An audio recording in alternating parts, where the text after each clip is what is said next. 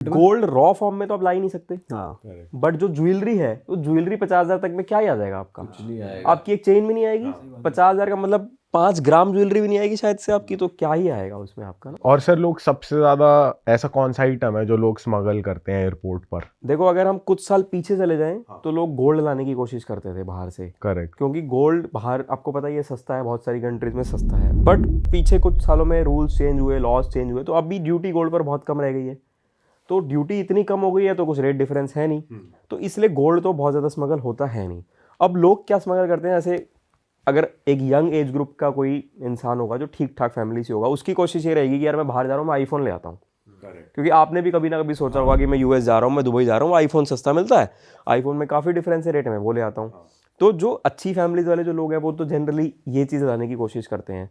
Shopping कर ली, bag कर लिया, और डब्बा वहीं खोल देते हैं, यूजुअली ये हाँ, होता है। वो भी बहुत पकड़ते हैं, हमने बहुत लोग पकड़े हैं ऐसे जो बिना डिब्बे के भी ले आते हैं। बहुत सारे लोग हैं जो डिब्बे के साथ भी ले आते हैं। और जो प्रॉपर जो स्मगलर्स हैं, जिनको प्रॉपर स्मगलिंग करनी है, जिनका काम ही यही है, वो जनरली ड्रग स्मगल करने की कोशिश करते हैं, पकड़े जाते हैं।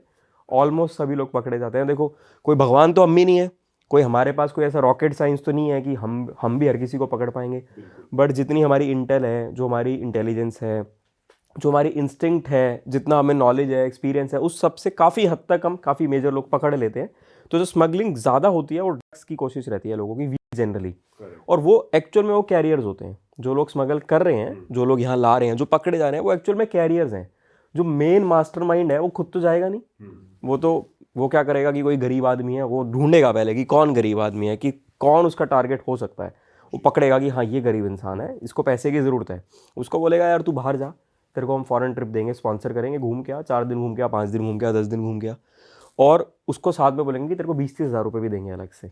जनरली ये रहता है उनका। अब उसमें दोनों टाइप के लोग होते हैं। स्टार्टिंग में जो इनिशियली जो नया नया आदमी स्टार्ट करता है ना, इनिशियली तो उसको वो इस लालच में स्टार्ट करता है, फिर उसको बोलते हैं तेरे को कुछ नहीं करना है यार, वहाँ मेरा रिलेटिव है, उसका एक बैग है, वो बैग वहाँ छूट गया, तेरे को बस वो बैग लेके आना है। तो उस बैग में वो डाल दिए या कुछ भी ऐसा जो आइटम अलाउड नहीं है, लीगल नहीं है, वो डाल दिया। तो इनिशियली जो नया नया ये काम स्टार्ट कर रहा है ना, कैरियर बोलते हैं इनको, जो इनिशियली वो इंसान ये काम स्टार्ट कर रहा है, स्टार्टिंग में कुछ ऐसे होते हैं जिनको नहीं पता होता कि वो ड्रग्स ला रहे हैं, कुछ ऐसे होते हैं इनको पता भी होता है, बट धीरे धीरे उनको मजा आने लग जाता है कि यार फ्री में बैंकॉक जाने को मिल रहा है, फ्री में दुबई जाने को मिल रहा है, फ्री ट्रिप हो रहा है, हफ्ते के लिए घूम रहे हैं, वहाँ खाना पीना रहना सब फ्री है, प्लस एक्स्ट्रा पैसे ही मिल रहे हैं, फिर वो मजे में। बट सर जैसे ड्रग्स हो गए और मतलब वीड हो गया या कोई भी कोकेन ऐसा कुछ आइटम हो गया, तो इस चीज को डिटेक्ट करने के लिए स्पेशली कुछ इंस्ट्रूमेंट्स हैं या फिर ये सर्च करके ही आप कर सकते हो? देखो बहुत सारे तरीके होते हैं स्कैनर्स। अगर आप भी फॉरेन आपने ट्रैवल किया होगा, आप जब इंडिया आते हो तो मशीन्स होती हैं, एक्सरे मशीन्स होती हैं, स्कैन होता है, उसमें बैगेज डलता है, वो स्कैन होता है, तो हमें पता चल जाता है, उस स्क्रीन पे इमेजेस आ जाती है, हमें इतना एक्सपीरियंस है, इतनी ट्रेनिंग है कि हमें इमेज से पता चल जाता है कि इसके अंदर क्या चीज़ है। तो उससे हो गया एक। तो दूसरा, हमारी इंडिया की इंटेलिजेंस बहुत स्ट्रांग है। मतलब आप इंडिया की किसी भी गवर्नमेंट डिपार्टमेंट में अगर जाएंगे तो ऑलमोस्ट हर अच्छे गवर्नमेंट डिपार्टमेंट का इंटेलिजेंस विंग होता है। तो जो इंडिया का जो इंटेलिजेंस विंग है वो बहुत स्ट्रांग है, और स्ट्रांग क्यों है? वो हम जैसे लोगों की वजह से स्ट्रांग है, हम जैसे लोग ही उसको स्ट्रांग बना रहे हैं ना, कि हम जैसे लोग हैं डिपार्टमेंट में और उन्होंने अपनी इंटेलिजेंस बना रखी है, अपना नेटवर्किंग कर रखी है, तो इंटेलिजेंस के थ्रू बहुत कुछ हमें पता चल जाता है। फिर कॉम्पिटिटर, आप देखो कि स्मगल कोई ऐसा तो है नहीं कि कोई बिजनेस तो नहीं है ना, कि मोनोपोली है, कि जैसे अगर कोई एक बिजनेस होगा कि वो एक ही इंसान कर रहा है इंडिया में, ये तो स्मगलिंग है तो बहुत दुनिया कर रही है, तो एक दूसरे के दुश्मन तो है ही ना सारे। तो कोई एक्स इंसान है जो स्मगलिंग करता है, तो जो वाई इंसान है वो एक्स पर नज़र रखेगा कि यार ये मेरा कॉम्पिटिटर है, ये क्या स्मगल कर रहा है, वो लोग इन्फॉर्मेशन दे देते हैं। तो इन्फॉर्मेशन गवर्नमेंट को, हम लोगों को मेल आईडीज़ हैं, फ़ोन नंबर्स हैं, बहुत तरीके होते हैं इन्फॉर्मेशन देने के, उससे मिल जाती है। फिर कुछ इंस्टिंक्ट होता है थोड़ा बहुत। वैसे जनरली तो जब हम लोग वहाँ यूनिफॉर्म में खड़े हैं, इतने लोग खड़े हैं, तो कोई भी होगा वो बिल्कुल ठीक भी होगा, थोड़ा सा हर आदमी हिचकिचाता है, बट फिर भी जो गलत काम कर रहा है ना उसको देख के हमें थोड़ा सा आइडिया लग जाता है। बॉडी लैंग्वेज से कैसे पता लगाते हो आप कि भाई, मतलब आंखों के इशारों से या मतलब नर्वसनेस, कैसे पता चलता है? देखो जो कैरियर्स हैं ना, जो अगर पर्टिकुलरली हम ड्रग्स की बात करें, जो कैरियर्स हैं जो ड्रग्स ला रहे हैं, वो उनको पकड़ना बड़ा ईजी है, क्योंकि एक तो वो रिपीटेटिव टाइम्स आएगा, वो बंदा सेम शक्लें दिख रही हैं बार बार बार बार। आप अगर बैंकॉक घूमने जा रहे हो, दुबई घूमने जा रहे हो, तो 6 महीने में, साल में एक बार जाओगे, महीने में 2 बार थोड़ी ना जाओगे आप। तो वो रिपीटेशन दिख रही है इंसान की, हमें देखने से पता चल जाता है। फिर वो थोड़ा सा हमें आइडिया लग जाता है उनकी बॉडी लैंग्वेज से और उनको देख के। फिर हमारी प्रोफाइलिंग होती है, जैसे इंटेलिजेंस होती है ऐसे हमारी प्रोफाइलिंग होती है।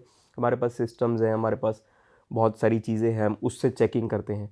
उससे चेक करके भी प्रोफाइलिंग बेसिस पर जिस पे हमें डाउट हुआ कि हाँ ये इंसान ला सकता है, वो फ्लाइट लैंड होने से पहले कि फ्लाइट आ रही है तो हम उसकी प्रोफाइलिंग करेंगे, वो इंसान ही ला सकता है, फिर हम उसको रोकते हैं।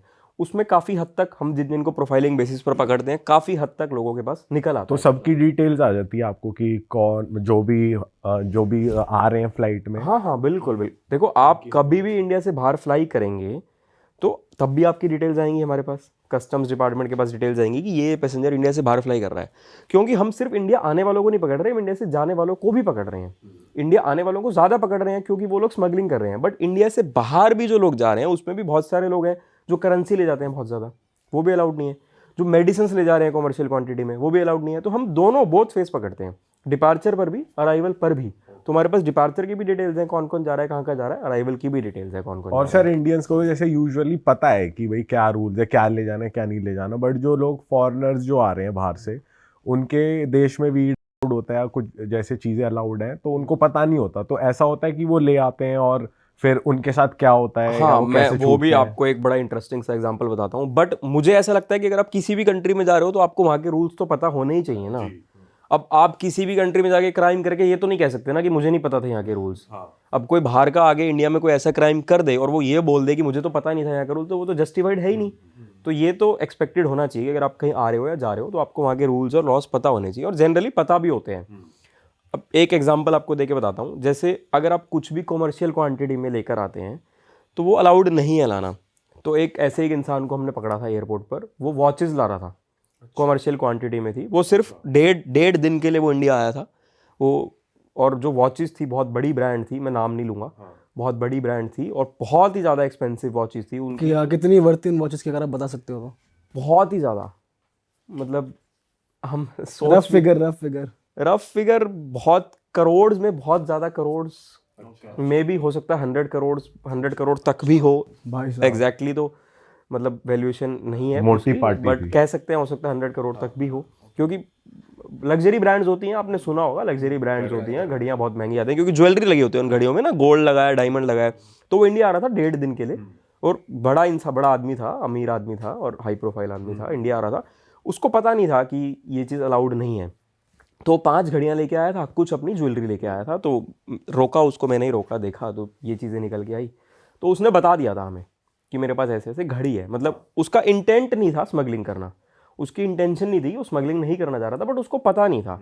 फिर हमने देखा, चेकिंग करी तो यार देखा कि डेढ़ दिन के लिए अगर आप आ रहे हो तो डेढ़ दिन में चलो एक घड़ी दो घड़ी तक अलाउड है, बट अब डेढ़ दिन में 5 घड़ियां क्या किस लिए ला रहे हैं आप? क्या हर घंटे थोड़ी ना घड़ी चेंज करके पहनोगे, या हर घंटे थोड़ी ना ज्वेलरी चेंज करके पहनोगे? तो जो घड़ी उसने पहनी थी वो तो ठीक है, कोई दिक्कत नहीं है।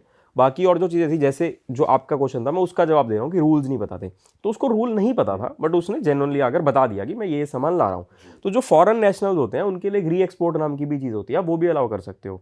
सीनियर ऑफिसर्स के पास पावर होती है वो डिसीजन लेने की, वो डिसीजन लेके री एक्सपोर्ट।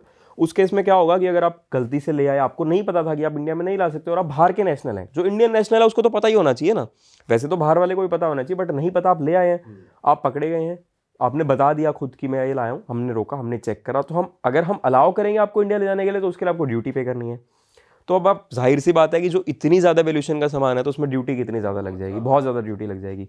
तो आप पे करने में विलिंग नहीं है, तो री एक्सपोर्ट नाम की एक चीज़ होती है, वो हम अलाउ कर देते हैं। उसमें क्या होगा, आपका जो भी सामान है वो हम मतलब प्रॉपर सीज करके, प्रॉपर एयरपोर्ट पे जो वेयर हाउसेज होते हैं गवर्नमेंट डिपार्टमेंट्स, वहाँ पर आपका सामान रख दिया जाता है।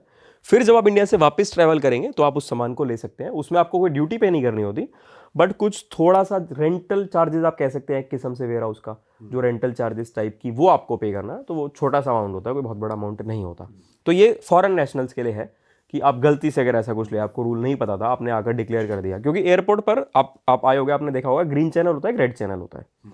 ग्रीन चैनल का मतलब ये होता है कि आप आए, ग्रीन चैनल मतलब green signal, red light green light होती है, ग्रीन लाइट ग्रीन सिग्नल, कि ग्रीन सिग्नल है, आप निकल गए, आपके पास कुछ भी नहीं था, आप निकल के जा रहे हो कि मैं बिल्कुल क्लियर हूँ, मेरे पास कुछ भी नहीं है। एक होता है रेड चैनल, मतलब रेड सिग्नल, कि आप खुद आए वहाँ पर, आपने डिक्लेयर किया कि जी मैं ये सामान लेकर के आया हूँ, जो ड्यूटी बनती है मेरे से पे करवा लो।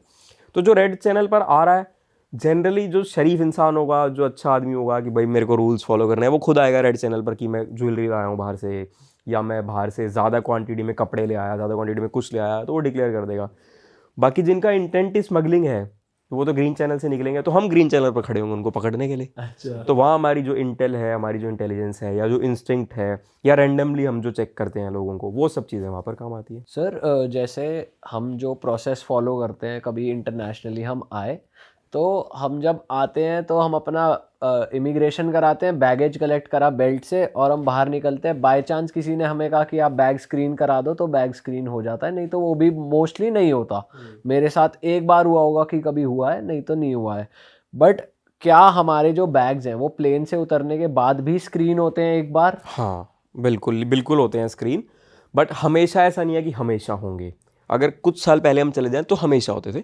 अब ऐसा है कि अब रैंडमली कुछ फ्लाइट्स के, जो आपको पता भी नहीं है, कुछ फ्लाइट्स के बैग स्क्रीन होते हैं। हम लोग ही बैठे होते हैं वहाँ पर, हमारे में से कोई ना कोई एक बैठा होगा, वो इसको स्क्रीन में लेके आएगा, एक्सरे में डालेगा, चेक करेगा। अगर वहीं पर हमें कुछ डाउट लगा तो वहीं पर कोई ना कोई मार्क लगा देंगे बैग से, या तो वाइट चॉक से क्रॉस या कुछ ना कुछ, ताकि जब आप निकल के जा रहे हो, जैसे आपने बोला आप निकल के जाते हो, ग्रीन चैनल बोलते हैं जिसको, वहाँ पर आइडेंटिफाई करना ईजी हो जाता है उसको, और उसको स्क्रीन कर लिया जाता है। सर जैसे हमें पता है कि स्मगलिंग इलीगल है, तो जाहिर सी बात है कोई नॉर्मली कपड़ों में बैग डाल के तो सामान घूम नहीं रहा होगा। बिल्कुल। तो किस किस तरीकों से लोग सामान लेकर आ रहे होते हैं, और आपके पास क्या क्या तरीके हैं उन्हें पकड़ने के?